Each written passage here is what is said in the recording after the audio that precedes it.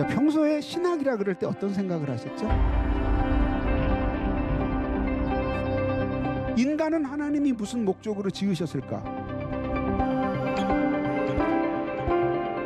그리고 그 인간들 중에서 누구와도 똑같지 않은 나는 여기에 왜 태어났을까? 하나님을 향하여 살기 위해서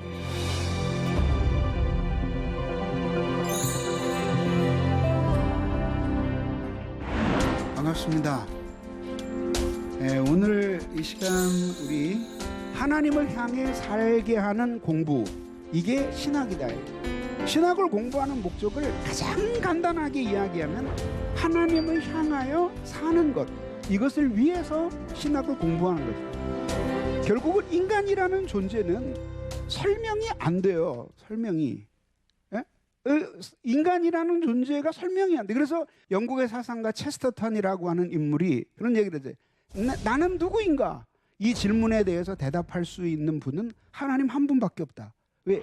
인간의 의미가 무엇인가 하는 것은 하나님을 생각하지 않고는 인간 존재에 대한 의미 규정이 안 되는 거예요. 우리나라 2배 반씩 되는 빙산이 떨어져 나와서 돌아다녀요. 거기 딱 서 있으면 대륙처럼 느껴져요. 근데 그 자체도 움직이고 있는 거예요. 그러니까 우리가 아무리 우리 인간의 존재의 의미를 무슨 국가에서 찾고 아니면 민족에서 찾고 조상에게서 찾고 아니면 인간 본성에서 찾고 뭐 자연, 도, 마지막에 캐 들어가면 그것이 무엇인가에 대해서는 모두 다 불분명해. 근데 기독교의 대답은 뭐냐면 인격적인 하나님이 거기 있는 거야. 우리와 교통할 수 있고 어떤 목적을 가지고 이 세계를 창조하시고 1000억이 넘는 인류가 이 세상에 살았다는데 그들 중 누구와도 닮지 않은, 똑같지 않은 나라는 존재를 창조하셔서 어떤 사람에 비하면 내가 열등감을 느끼고 어떤 사람에 비하면 그렇지 않지만 그럼에도 불구하고 나 자신을 의미 있게 하시는 분은 하나님이시다. 그래서 인간은 원하든지 원하지 않든지 하나님을 향해 살게 되어 있어요. 그런데 문제는 뭐냐면 살긴 살아. 근데 자기 인생이 하나님을 향한다는 목표가 없어요. 그리고 가는 그 길이 인간을 끊임없이 불안에 시달릴 수밖에 없는 거예요.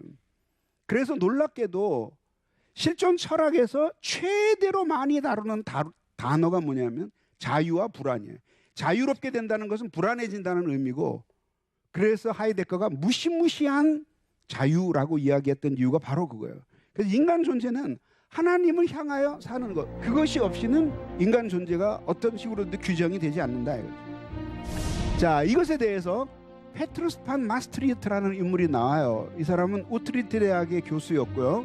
1630년에서 1706년을 살았던 사람이니까 이 사람이 죽으면서 조나단 에드워드가 태어나게 되는 그런 시기쯤의 사람이에요. 그러니까 한 세대 앞에 선 사람이죠. 이 사람이 쓴 이론 실천 신학이라는 책이에요. 이 책에서 이 페트루스 판 마스트리트가 아주 결정적인 이야기를 해요. 그게 뭐냐면 여기서 교리라는 게 뭐냐면 하나님에 관한 지식, 그러니까 삶의 지혜로서 그 진리가 무엇인가를 아는 지식이에요. 그 지식은 그리스도를 통하여 하나님을 향해 살기 위한 것이다. 그래서 결국은 신학을 공부하는 목적은 자기 자신의 인생 사용 설명서가 신학이다, 이렇게 생각하면 됩니다. 근데 그 신학의 가장 중심적인 신학의 재료가 바로 성경이라는 그 사실만 기억하면 돼요. 신학이란 하나님을 향하여 살기 위한 것, 그리고 그 하나님을 위해 살기 위해서 우리는 신학을 공부하는데 그 신학의 중심적인 교재는 성경이다. 오늘의 공부의 결론을 내리면 예수 그리스도를 통해서 창조됐고 구원받았고 그리스도를 통해서 성화되고 그리스도를 통해서 은혜를 받죠. 그래서 그리스도를 통해서 하나님을 향해 사는데, 그런 삶을 위해서는 그 사람이 성령 안에서 살아가는 생활이어야 됩니다. 그렇게 해서 그 모든 인간과 교회와 올바른 관계를 가지면서 하나님을 향해서 사는 거예요. 그러니까 그리스도를 통해서는 자기의 구원의 근거를 말한다면 성령 안에서는 그렇게 살아갈 수 있는 능력을 공급받는 걸 의미하고, 하나님을 향해서는 삶의 의미예요. 삶의 의미. 이것을 염두에 두시면 됩니다. 자, 평소에 신학이라 그럴 때 어떤 생각을 하셨죠? 원래의 의미는 divine. 그래서 하나님의 지혜에 관한 학문 혹은 거룩한 지혜에 관한 학문이었어요. 그런데 오늘날은 신학이라고 할 때 그 의미는 목회자가 되기 위한 코스로서의 전문 교육 과정이에요. 이렇게 다릅니다. 자, 그러면 이제 어떻게 이것이 다른지를 한번 보겠어요. 역사적으로 이 기독교 신앙은 인간으로 하여금 잘 살게 하기 위한 것이라는 점에서 참된 철학과 동일한 것으로 이해되어 왔습니다. 그러면서 이제 피에르 아도라고 하는 프랑스 철학자가 나오고 이 사람이 쓴 삶의 방식으로서의 철학, 아직 번역되진 않았어요. 근데 이 책에서 그 기독교의 가르침을 많은 철학 중 하나라고 생각을 한 거죠. 단지 어떤 생각을 가리키는 게 아니라 어떤 생각과 지식을 전해주는데 놀랍게도 그것이 오늘 우리가 어떻게 살아야 될 것인 것과 아주 직접적으로 연관되는 지식이었어요. 그것이 사람들로 하여금 기독교 신학을 철학을 하고 생각하게 만들었고, 유대교에서 신학을 하던 방식 중에 상당 부분이 유사했어요. 그래서 삶과 신앙 아는 것과 사는 것이 일치를 이루었던 사람들이에요. 이런 맥락에서 이제 역사를 추적해 가 보니까 이미 초대교회 교부들이 기독교에서 가르치는 이 신학을 예수님의 철학, 그리스도의 철학이라고까지 이야기했어요. 그들이 철학을 이야기할 때 이것은 인간의 이성 하나를 가지고 진리를 찾아간다는 뜻에서 철학이 아니라, 이 철학이라는 말은 교회 바깥에 있는 많은 사람들, 그 다음에 당시에 로마 문명 아래 살아가고 있던 사람들에게 기독교가 무엇인지, 기독교가 어떤 특정한 지식의 한 종류나 견해가 아니라 어떤 하나님으로부터의 분명한 가르침이 있고, 그 가르침이 삶 전체의 방향을 결정하게 해주는 통전적인 성질이 있음을 강조하기 위해서 이 용어를 사용한 거예요. 그래서 결국은 기독교의 전통은 처음부터 아는 것과 사는 것에 대한 고민이 하나였던 종교였어요. 그래서 기독교가 전파된 지 얼마 안 됐는데도 많은 사람들이, 그렇게 학문이 별로 없는 많은 평민들이 회심하고 기독교의 복음을 굳게 붙들고 살았을 때에 많은 사람들이 거기에서 어떤 존재의 울림을 느꼈던 이유가 아는 것과 사는 것에 완전한 일치를 이루는 이런 방식의 신학함이 사람들에게 준 충격이었고 도전이었던 거죠. 철학은 인간의 이성으로 하는 학문이에요. 그리고 신학은 이성도 사용이 되지만, 그러나 신앙으로서 하나님의 진리의 말씀을 받아들이는 것으로부터 말하자면은 신학이 탐구가 되는 거예요. 근데 둘 다 관심사는 뭐냐면 잘 사는 거예요. 그러니까 철학은 결국 하나님 없이 잘 사는 비결을 이야기하는 거고, 그 다음에 신학은 하나님 안에서 잘 사는 것을 이야기하는 거예요. 진리는 우리의 판단에 달린 게 아니라, 우리 이성의 근거를 가지고 있는 것이 아니라, 우리가 진리를 의존해서 파악하고 진리를 찾아갈 수 있을 뿐이에요. 신학의 목적은 사람들이 하나님을 향해 살게 하는 것이에요. 이게 신학 공부의 목적이에요. 하나님을 향하여 산다라고 하는 것은 무슨 뜻이냐면, 여기에 있는 많은 사물들을 한번 보세요. 그러면 이거는 뭔가 악보를 보기 위해서 만든 거죠. 목소리를 크게 하기 위해서. 이것은 글을 쓰기 위해서, 혹은 어떤 지점을 가리키기 위해서 필요한 거예요. 그러면 이런 거를 판단하고 인식하는 인간은 하나님이 무슨 목적으로 지으셨을까? 그리고 그 인간들 중에서 누구와도 똑같지 않은 나는 여기에 왜 태어났을까? 이 존재를 설정하는 일은 어떻게 보면 사는 일보다도 더 급한 일이죠. 그래서 삶에 대한 진지한 생각과 행복의 추구는 의미 규정을 반드시 따라가야 돼요. 의미를 묻고 가치를 묻고 그러면 하나님 앞에 살아가야죠. 그래서 우리들이 행복이라고 생각할 때 이것은 완전히 주관적인 것 아니에요. 그리고 완전히 객관적인 것 아니에요. 무슨 뜻이냐면 내가 아무리 행복을 느껴도 강도짓을 하고 살인을 하고 폭행을 하고 사기를 치고 하면서 내가 부를 축적하고 내가 티끌만한 양심의 부끄러움이 없이 완전한 행복을 느낀다고 하더라도 우린 그것을 행복이라고 말하지 않아요. 그러나 아무리 수많은 사람들이 박수를 쳐주고 당신은 정말 위대한 사람이라고 이야기를 해도 만약에 그 사람이 진정으로 자기 자신도 그것이 행복하다고 느끼지 않으면 주위의 사람이 아무리 자기를 높게 평가해줘도 그는 행복한 게 아니죠. 그래서 행복 안에는 완전히 주관적인 로만 안 된다는 것들을 보면 결국은 행복은 주관과 객관 사이에 걸쳐 있고 뭔가 인간의 행복을 규정하기 위해서는 내 안에 있는 만족감뿐이 아니라 또 다른 어떤 객관적인 기준이 나에게 필요하다라고 하는 것을 알게 되는 거죠. 두 번째, 신학의 임무는 인간이 어떻게 잘 살 수 있는지에 대해서 답을 주는 게 신학의 목적이에요. 그래서 신학 공부를 잘 하잖아요. 남한테 상담받을 일이 점점 없어져요. 제가 아는 교회에서는 목사님한테 찾아와서 설렁탕집을 할까요? 아니면 닭곰탕집을 할까요? 물으면 목사님이 기도하고 대답을 해주는. 근데 했는데 대박이 터졌어요. 이건 하나님의 놀라운 은혜고 목사님의 영험함이고 잘 안 됐어요. 뭔가 자신에게 허물이 있어서 하나님이 연단하시는 거죠. 그렇게 하는 거 누가 못하겠어요. 그런 거는 목사의 임무가 아니에요. 하나님 앞에 자신이 기도하면서 가는 길이에요. 자, 읽어봅시다. 시작. 거룩한 지혜는 세계를 창조하시고 인간을 지으신 하나님의 계획과 관련이 됩니다. 구원은 범죄한 인간의 죄 때문에 창조 목적에 어긋나게 살아가는 인간을 본래의 목적으로 돌이키기 위한 하나님의 은총입니다.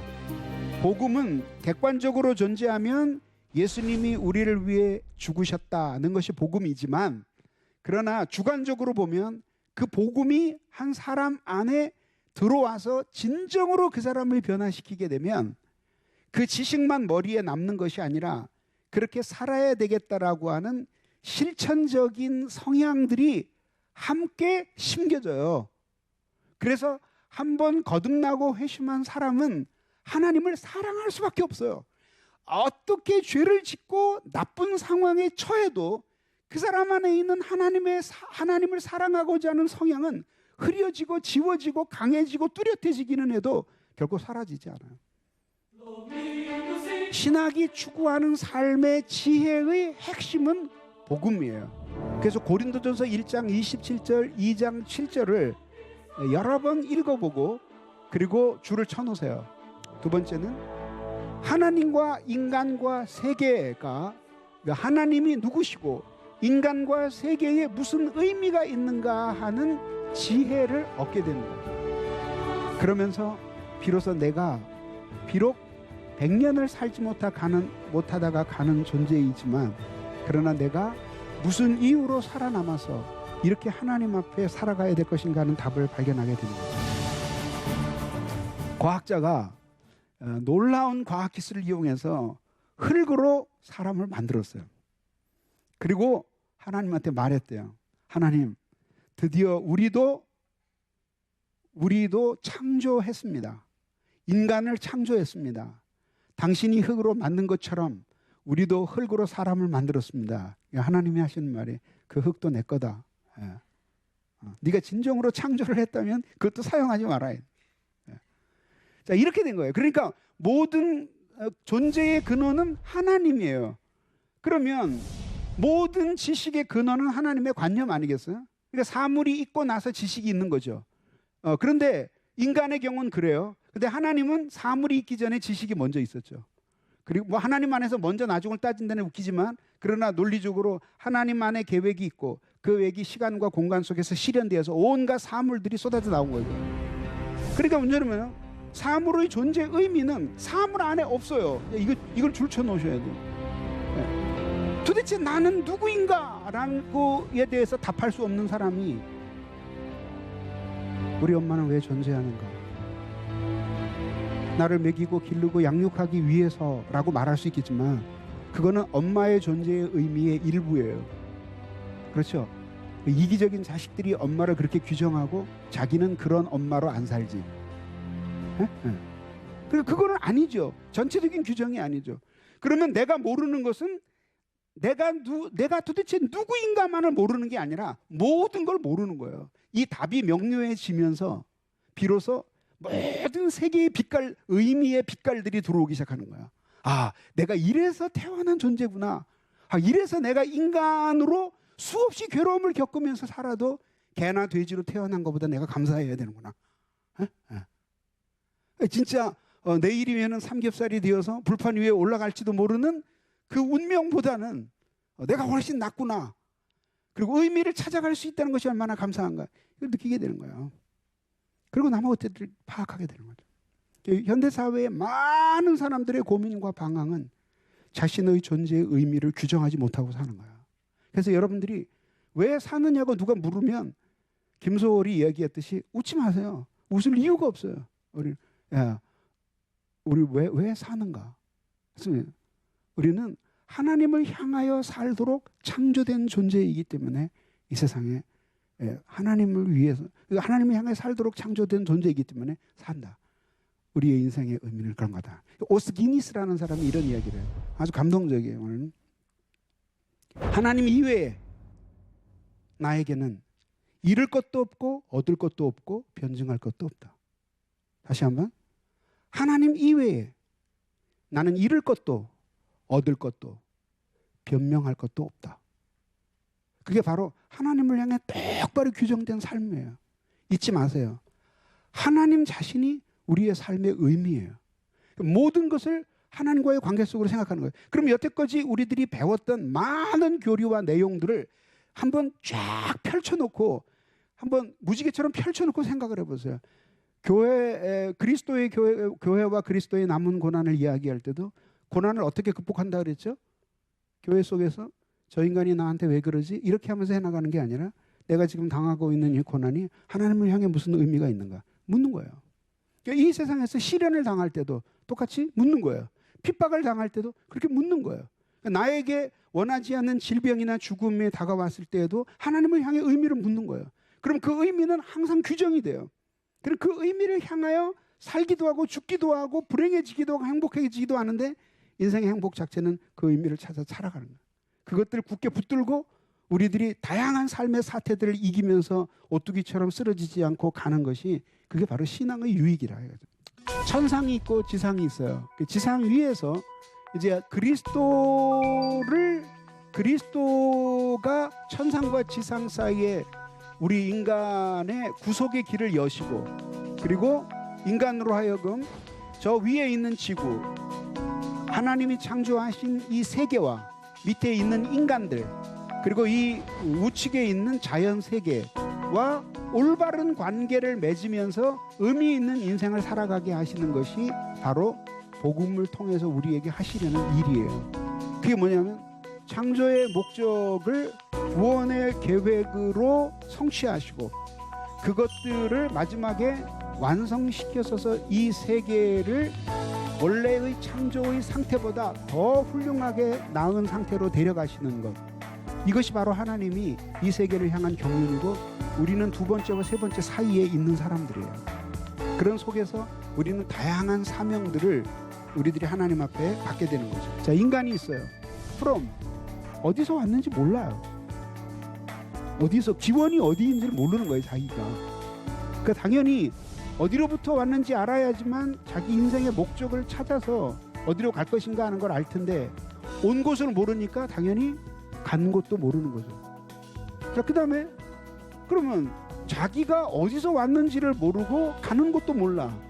그러니까 뭐냐면 옆에 있는 많은 사람들이 자신에게 무슨 의미가 있는지를 모르겠는 거예요. 그 다음에 뭐냐면 세계와도 세계가 무슨 관계가 있는지 지구 반대편에 사는 사람들이 우리나라 나와 갖는 의미가 무엇인지를 잘 몰라요.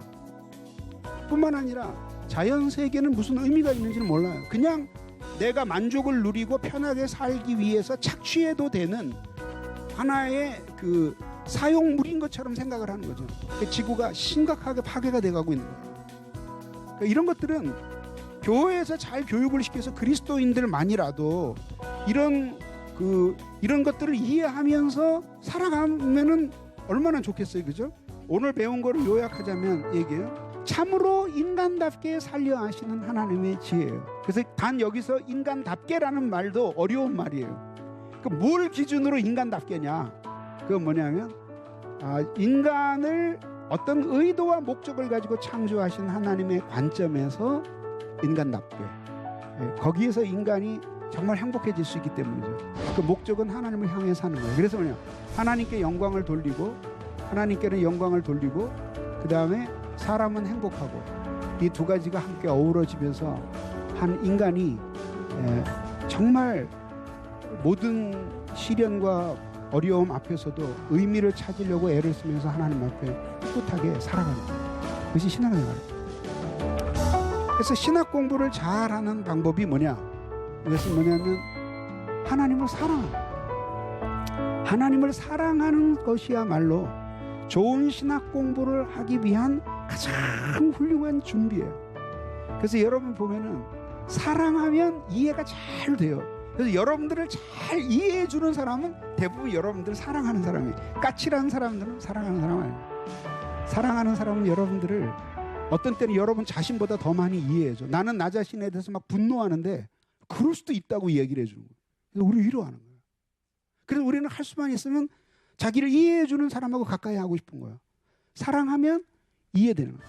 두 번째는 뭐냐면 성장, 영적 성장이에요. 그 영적 성장이 뭐냐면 은혜 안에서, 진리 안에서 자라가는 거예요. 하나님이 어떤 분이신지 아는 지식이 깊어지고, 그 다음에 하나님을 사랑하는 은혜가 깊어져 가는 거죠. 요즘은 한번 정신이 없어요. 그런데 한참 공부할 때요, 이제 아침서부터 나와가지고 밤늦게까지 공부해. 직원들 다 퇴근하고 밤 11시쯤 됐어요. 가방을 싸가지고 쭉 계단을 내려가요. 어떤 때는 이제 엘리베이터를 안 타고 걸어 내려가요. 그리고 이제 교육관 문을 열고 탁 밖으로 나와요. 가을 바람이 확 불어요. 그럼 막 어떤 형언할 수 없는 어떤 희열이 가슴 속에 꽉 차는 거예요. 그러면서 어떤 느낌이 뭐냐면 어제보다 내가 이렇게 한 뼘쯤 성장한 것 같은 느낌을 받는. 그러면서 한 1년 전에 나를 향해서 좀 가르쳐주고 싶은 마음이 생각하는 거예요. 네가 지금 잘못 생각하고 있다. 그리고 네가 하는 것보단 또 다른 은혜의 세계, 신앙의 세계들이 있단다를 가르치는 거예요. 근데 그런 것들을 한동안 느끼고 나면 확 자기가 성장하는 것들을 느끼는 거예요. 나는 그런 걸 잘 못 느껴도 나와 대화하고 그 다음에 나의 책을 읽고 혹은 나와 함께 대화를 듣는 사람들이 그걸 느끼는 거죠. 그러니까 여러분들이 바로 그런 영적인 성장, 이것이 공신학 공부를 잘하는 비결이에요. 그러니까 그런 사람들이 있는 사람은 더 있게, 없는 사람은 더 없게, 그렇게 된 거죠. 그 다음에 이제 온전한 마음으로 섬기는 거예요. 이거예요. 그래서 하나님의 사랑을 누리면서 살아가는 거예요. 그래서 교회와 하나님과 세계와의 관계 속에서 그러면서 하나님의 사랑을 누리면서 살아갈 때 하나님의 말씀은 우리의 마음속에 아주 잘 아로새겨지는 거죠.